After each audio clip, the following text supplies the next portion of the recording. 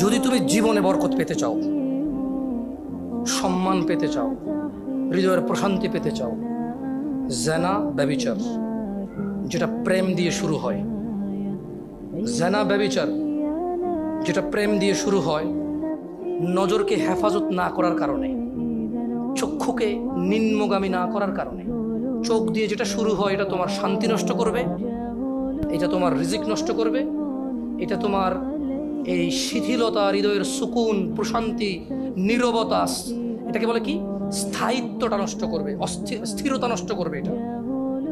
ছোট ভাই, তোমার প্রতি আমার নসিহত, তুমি কে নীল পড়ছে, লাল পড়ছে, কে ছোট পড়ছে, কে বড় পড়ছে, তুমি এগুলো মেজারমেন্ট করার দরকার নাই।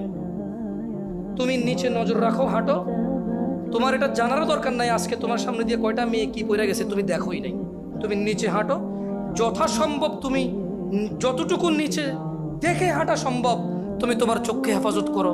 লজ্জাস্থান হেফাজত হবে, লজ্জাস্থান হেফাজত হলে তোমার হৃদয়ের প্রশান্তি নষ্ট হবে না ইনশাআল্লাহ। রিজিকের দরজা খুলবেই খুলবে।